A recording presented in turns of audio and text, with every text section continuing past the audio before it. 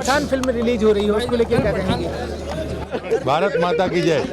Film देखने का ज्यादा शौक भी नहीं रखते हैं।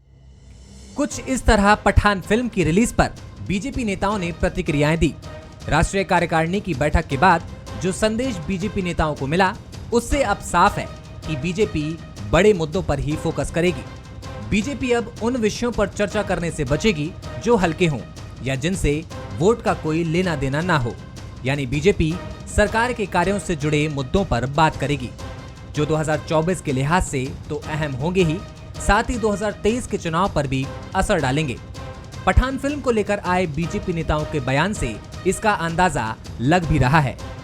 मैं मानता हूं कि जब उसमें सारे सुधार कर लिए गए हैं, उस पर जो सेंसर बोर्ड है उसने सुधार करा दिए हैं, विवादास्पद शब्द हट गए हैं और इसलिए अब विरोध करने का मुझे औचित्य प्रतीत नहीं होता है। बीजेपी ही नहीं, कांग्रेस भी पठान जैसे मुद्दों पर सोच समझकर बयान दे रही है। पीसीसी चीफ कमलनाथ ने भी पठान फिल्म पर हो रहे विवाद पर बयान दिया। आखिर कमलनाथ ने क्या कहा, वो भी सुनिए। देखिए, जो चाहे ये स्वतंत्र देश है, जिनकी भावनाओं को ठेस लगती है वो अपना फैसला करें, पर विरोध करने से नहीं होगा। ये तो जब तक समाज में ये समझ नहीं आएगी कि हमें सब चीज़ स्वीकार है। भारत ऐसा देश है जो कोई ऐसा देश विश्व में नहीं है। तो आज हमें एक तरफा ना सोच के अपनी संस्कृति के बारे में सोचना है। हमारी संस्कृति जो जोड़ने की संस्कृति, दिल जोड़ने की, संबंध जोड़ने की। पठान फिल्म को लेकर कश्मीर से कन्याकुमारी तक जिस तरह से बयानबाजी हुई, ये किसी से छिपी नहीं है। लेकिन राष्ट्रीय कार्यकारिणी की बैठक के बाद बीजेपी नेताओं के तेवर नरम पड़े हैं।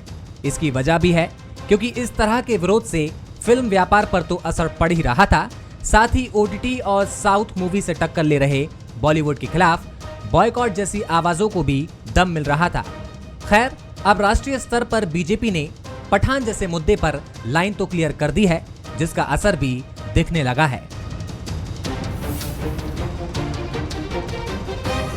बंसल न्यूज के सवाल नंबर 1, क्या पठान पर बीजेपी नेताओं का रुख उसकी रणनीति का हिस्सा है?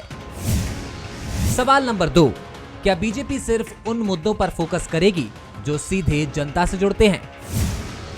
सवाल नंबर 3, क्या बीजेपी ने 2023 और 2024 के लिहाज से ये स्टैंड लिया है? नमस्कार, बहुत स्वागत है आपका। मैं हूं दीपक मिश्रा और आज का मुद्दा में हम बात करेंगे फिल्म पठान पर नो पॉलिटिक्स। आज 25 जनवरी है और एक्टर शाहरुख खान की फिल्म पठान सिनेमाघरों में आज रिलीज हो चुकी है। पठान के रिलीज के पहले जिस तरह से बयानबाजी हो रही थी, सियासत हो रही थी, उस तरह रिलीज के बाद अब हम देख रहे हैं कि फिजा बिल्कुल बदल गई है। बयानबाजी कुछ ना के बराबर देखने को मिल रही है। बीजेपी ने भी इस पर कुछ ज्यादा फोकस नहीं किया, कोई बात नहीं की। यानी कि मतलब साफ इतना नजर आ रहा है कि बीजेपी ये संदेश देना चाह रही है कि वो सिर्फ जनता या सरकार से जुड़े मुद्दों पर ही अब बात करेगी।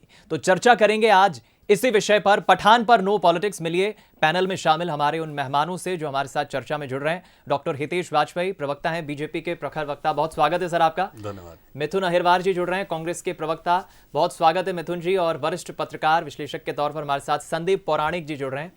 संदीप जी, आपका भी बहुत स्वागत है। और चर्चा की शुरुआत सबसे पहले आपके ओपनिंग कमेंट के साथ करना चाहूंगा और उसके बाद फिर हमारे पॉलिटिकल गेस्ट के पास में आऊंगा।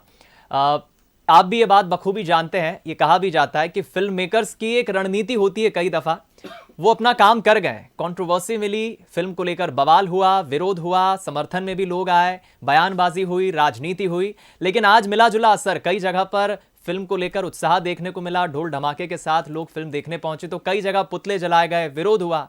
ओवरऑल मिला जुला असर देखने को मिला। लेकिन बीजेपी के स्टैंड और कांग्रेस के स्टैंड पे भी हम बात करेंगे।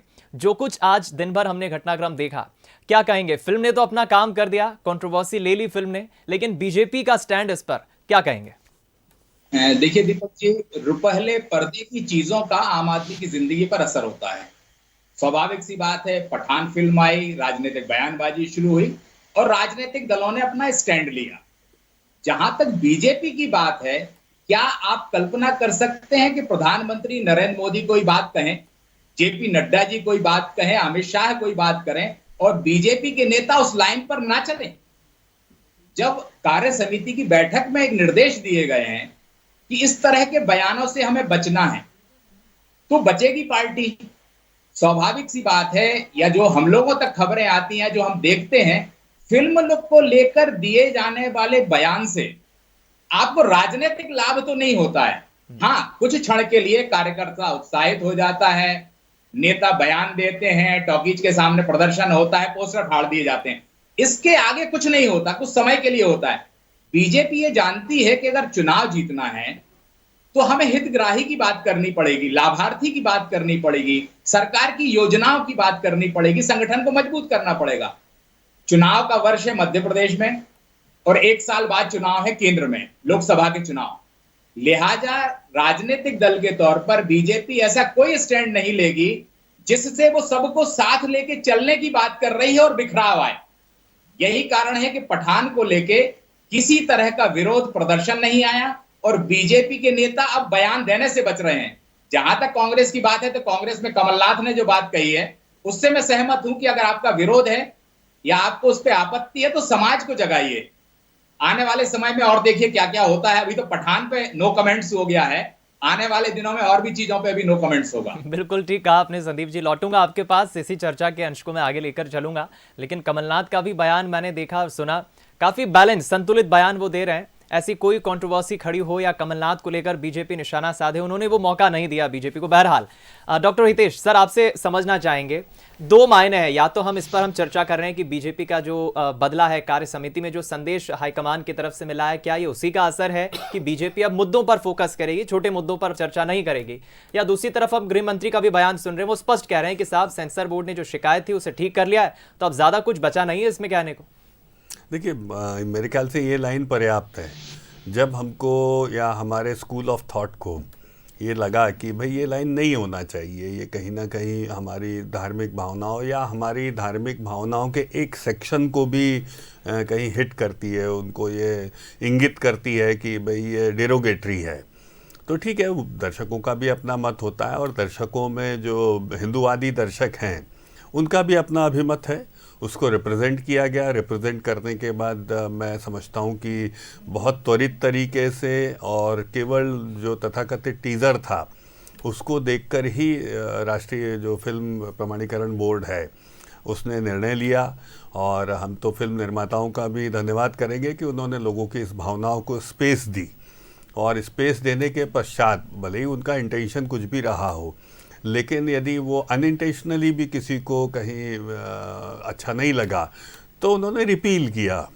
और इसीलिए आप जो फिल्म देखेंगे, मैं तो बहरहाल देखता नहीं हूँ बहुत ज़्यादा, और ख़ास तौर से मेरी रुचि जो रहती है वो इंटरनेशनल फिल्म से ज़्यादा रहती है, जिससे कि वहाँ की सभ्यता संस्कृति को हम देख पाएँ। तो बिल्कुल पौराणिक साहब ने ठीक कहा है कि जिस प्रकार मैं वहाँ की फ़िल्मों को देखता हूँ, यूरोप की फ़िल्मों को देखते हैं, या हम हॉलीवुड को देखते हैं, या हम साउथ की फ़िल्मों को देखते हैं, जिनको हम रूटीनली, जिनकी सभ्यता संस्कृति से एक्सपोज नहीं हो पाते हैं, तो हमको वो समझ में आता है कि वहाँ चलता क्या है। इसी प्रकार ये फिल्म भी किसी न किसी सभ्यता संस्कृति को रिफ्लेक्ट करती है, और वहाँ पर यदि उन लोगों को, संबंधित लोगों को, जिसको स्टेक होल्डर्स बोलते हैं, महसूस हुआ कि ये लाइन जो है पर्टिकुलर, ये हमारी सभ्यता संस्कृति को रिफ्लेक्ट नहीं करती है लेकिन है, और उस पर एक समझौता हुआ, और बड़े अच्छे से निर्माताओं की बात हो या बोर्ड की बात हो, सब ने एक फ़ैसला लिया और उसको रिपील किया गया। अब मुझे नहीं लगता, अभी तक तो शाम हो गई है, काफ़ी लोगों ने देख भी ली है, पौराणिक साहब ने भी देख ली होगी मुझे लगता है। तो ज़रूर देखिए साहब आप। और ये भी अपने आप में एक अनूठा उदाहरण है कि फिल्म जगत ने भी लोगों की भावनाओं को इस पर, देखिए क्या होता है, देश विमर्श से चलेगा, विवादों से नहीं चलता है, और विमर्श यानी कि लोकतंत्र में सहमति असहमति दोनों के स्वर आते हैं, तो दोनों पर एक लॉजिकल निर्णय लेना, विपक्ष दोनों की बात को लेकर चलना, यही देश चलाने का तरीका है। तो इसका अप्रतिम और अनूठा उदाहरण ये फिल्म और फिल्म के साथ हुआ सारा एपिसोड है, और चूंकि फिर मैं रिपीट कर रहा हूँ, सभी चीज़ें उसमें रेमेडाइड हो गई है जी। तो मुझे लगता है विषय पूर्ण हो चुका है। चलिए, मैं जितना डॉक्टर हितेश की बातों को समझ पा रहा हूँ, उन्होंने स्पष्ट ये संदेश दिया है कि इसमें कुछ ज़्यादा चर्चा करने के लिए या कुछ डिस्कशन करने के लिए बचा नहीं है। जो है पार्टी हाईकमान ने फैसला लिया, अब हम तह तक जाने की कोशिश करें कि एक आखिर। चीज़ मैं बता दूँ, इसका पार्टी हाईकमान से कोई लेना देना नहीं है जी। यहाँ पर ये मैं बहुत स्पष्ट कर दे रहा हूँ जी। देखिए, जब उस विषय में क्या होता है, जन नेता लोगों की भावनाओं को रिप्रेजेंट करते हैं, उसको रखा गया। नेता, हमारे वरिष्ठ नेता एक बात हमेशा कहते हैं कि जैसे मैं आपके साथ बैठा हूँ, बातचीत कर रहा हूँ, तो कई बार बड़े संवेदनशील विषय होते हैं। संवेदनशील विषयों पर हमको उत्तेजक बयान नहीं देना चाहिए जिससे हिंसा भड़के या जिससे उस स्तर तक बात जाए या उकसावा हो। उसको अवॉइड करते हुए भी तो हम अपनी बात रख सकते हैं ना। हम किसी को बिना चोट पहुंचाए भी विपक्ष के रूप में उस विषय के अपनी बात रख सकते हैं। तो ये रखने का प्रयास करना चाहिए। ये बात जरूर हमेशा कही जाती है हमारे यहाँ पर, और उसी को कहने का प्रयास हुआ है कि ज़रूरी नहीं कि बिल्कुल आर पार की लड़ाई के रूप में या उसको हिंदुस्तान पाकिस्तान बना दिया जाए। तो मुझे लगता है कि वो बात ज़रूर रही होगी। बाकी इससे ज़्यादा मैं नहीं समझता कि, और वो हमारे भाई नेता लोग हैं, वो हमको सिखाते हैं, मार्गदर्शन देते हैं, उनका अपना अनुभव है, वो देश चला रहे हैं, तो स्वाभाविक है कि उनका अनुभव बड़ा अनुभव है। चलिए, मैं लौटूंगा आपके पास डॉक्टर हितेश। मिथुन जी यंग माइंड है, यंग प्रवक्ता है, आपसे अब मैं कॉमन सवाल मेरा ये रहेगा, फिल्मों पर सियासत होना कोई पहली दफ़ा नहीं है, आप भी जानते हैं, इसके पहले भी कई दफ़ा फिल्में आई हैं, कई चीज़ों को लेकर बवाल हुआ।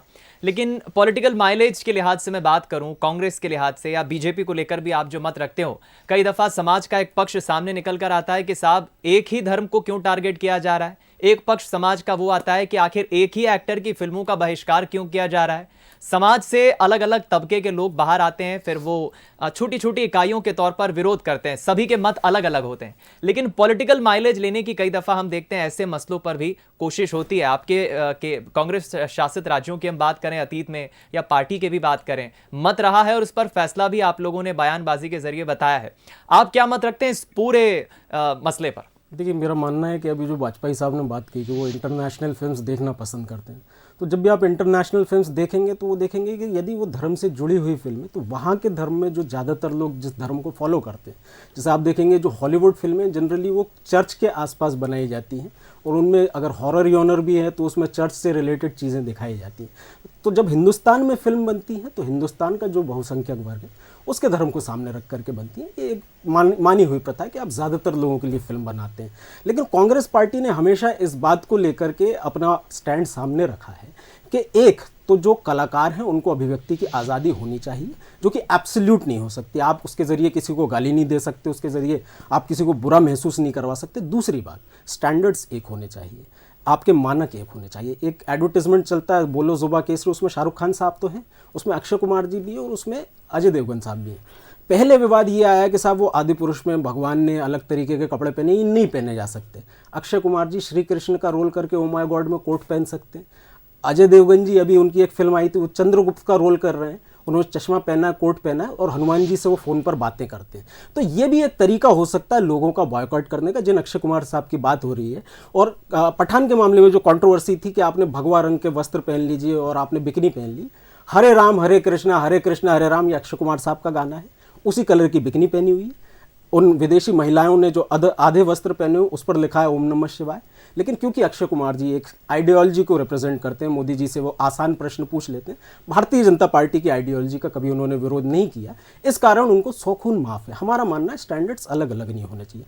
तीसरी बात मैं कहना चाहता हूँ कि कांग्रेस पार्टी ने कभी भी, एक आध यदि आप उदाहरण छोड़ दें उसका भी मैं जवाब दे दूंगा यदि आप नाम लेंगे, कभी भी हमेशा मुद्दों की राजनीति की है, फिल्मों की राजनीति नहीं की। हमने यही कहा कि देश के मुद्दे हैं, आज जो जनता की कमर टूट रही है महंगाई से, जीडीपी हमारी नीचे जा रही है और देश में तमाम उद्योग बंद हो रहे हैं, लोगों की सैलरी कम हो रही, एक व्यक्ति से 4 लोगों का काम कराया जा रहा है, एक व्यक्ति के बराबर भी सैलरी उसको मुश्किल से मिलती। ये जो व्यवस्था आपने फैलाई है इस पर रोक लगना चाहिए। आपने लेबर लॉस को रिफॉर्म के नाम पर उसको बढ़ा दिया, आपने काम के घंटे बढ़ा दिए, आपने एक लीगल रेमेडी उन लोगों के लिए जो कि एम्प्लॉयमेंट के नाम पर लोगों को शोषण करना चाहते हैं। आपने महंगाई की बात की थी, आपने 400 रुपये में सिलेंडर महंगा बताया था, आज 1200 रुपये होने पर भी आप महंगाई के गुण क्यों बताने लगते हैं? आपको अपने स्टैंडर्ड पर कायम रहना चाहिए, नहीं तो तो बोलना चाहिए कि ये कारण है महंगाई के, इस कारण महंगाई बढ़ रही है, आप उसको खारिज नहीं कर सकते। महिला सुरक्षा की हम बात कर ले, सबसे ज्यादा नरोत्तम मिश्रा जी मुखर रहते थे। मध्य प्रदेश में 2 महीने की बच्ची से लेकर के 92 वर्ष की महिला के साथ भी यदि बलात्कार हो रहा है और उसके जवाब में यदि वो आदि पुरुष, कृति सेनन, सनी लियोनी, पठान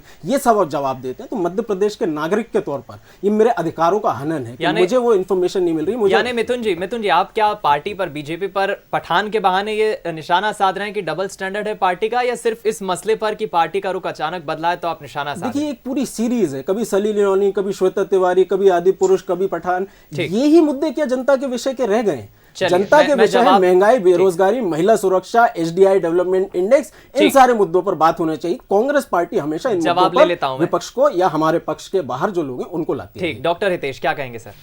देखिए, मुझे लगता है ये सब बहुत ही ज़्यादा मुद्दे का पॉलिटिसाइजेशन ज़्यादा है, क्योंकि अब मैं बोलूँगा राजस्थान में सबसे ज़्यादा महंगाई बेरोजगारी दर है।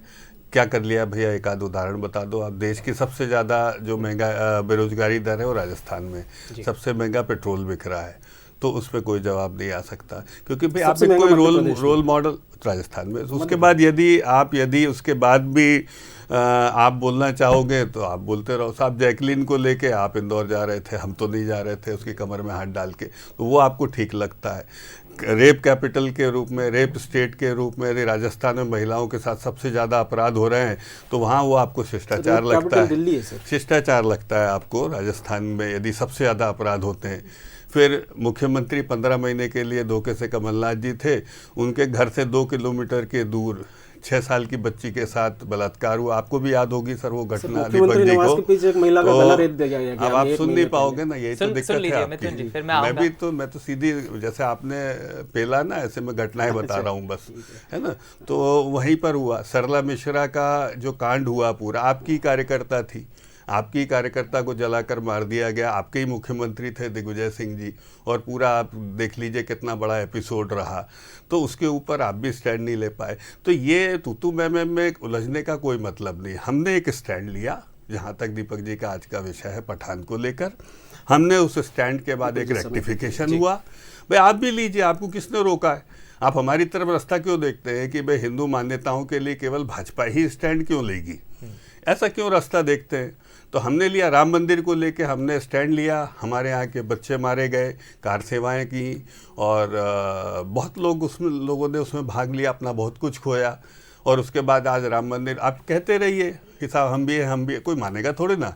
भाई जब भी ये बात आए तो आप भी निरपेक्ष भाव से हिंदुओं के साथ बोल लेना भाई, हिंदुओं के साथ खड़े हुई है आप, कोई नहीं रोक रहा। भाई हमारा कोई कॉपीराइट है क्या? भाई हम रोक रहे क्या किसी को? आप भी खड़े हो जाओ आके कि नहीं साहब यहाँ पर हिंदुओं के, काशी की जैसे जो विषय है उसको लेके आप भी स्टैंड क्लियर कर दो, राहुल गांधी क्लियर कर दें कि हाँ साहब ये यहाँ पर शिवलिंग है और इसमें सबकी सुनवाई होकर इसके पक्ष में निर्णय होना चाहिए। देखिए आपको स्टैंड लेना पड़ेगा। केवल बीजेपी की बुराई करके यदि आप सोचोगे हिंदू कहलाओगे तो चुनावी हिंदू तो कहला सकते हो। एक छोटा सा सप्लीमेंट सवाल है, फिर मैं मिथुन जी को बिल्कुल मौका दूंगा। डॉक्टर हितेश, आपने कहा कि कांग्रेस अपना स्टैंड क्लियर करे, हम लेकिन कई दफा ये भी देखते हैं कि जब कांग्रेस की तरफ से राहुल, मेरा आग्रह नहीं है जी ना करे, मुझे क्या करना। हिंदुत्व को लेकर हमेशा कांग्रेस पार्टी पर बीजेपी हमलावर रही है, सवाल उठाती है। राहुल गांधी अगर मंदिर जाते हैं, कोई किसी मंदिर में जाकर शीश नवाते हैं, तो हमेशा बीजेपी उसको लेकर मुद्दा बना देती है। कांग्रेस फिर कहती है कि साहब बीजेपी को क्यों तकलीफ है इसमें? नहीं, हमारे को कोई तकलीफ नहीं है जी। हमारा बहुत स्पष्ट मानना है कि हिंदू हितों, हिंदू प्रतीकों या हिंदुत्व की बात को लेकर हम मुखर रहते हैं, इसमें कोई दो मत नहीं है। और कोई भी रहता है तो उसका भी स्वागत है, हमने कभी मना किया। इनकी पार्टी में लक्ष्मण सिंह जी खुद बोलते हैं, इन्हीं की पार्टी के हैं, तो हमने तो उनको कभी नहीं रोका कि नहीं साहब ये बीजेपी का विषय है। वो आप पुराणिक साहब से पूछ लीजिए, मेरा कांग्रेस से कोई आग्रह नहीं है। ठीक भाई, कोई आग्रह नहीं है। मैं समझता हूँ कि उनके यहाँ कैथोलिक परंपराएं हैं और पूरा नियंत्रण है उनका, तो वो उतना आगे नहीं जा सकते हिंदुओं के समर्थन में, ये हम समझते हैं। लेकिन हमारे पर तो कोई नहीं है ना सर।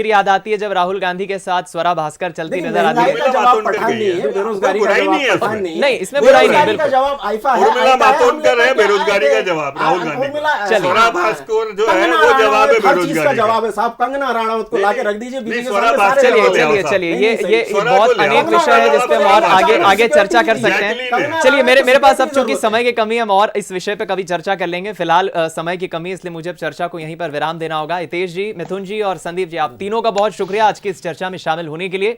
आगे देखिए छत्तीसगढ़ आज का मुद्दा, दांव पर इज्जत।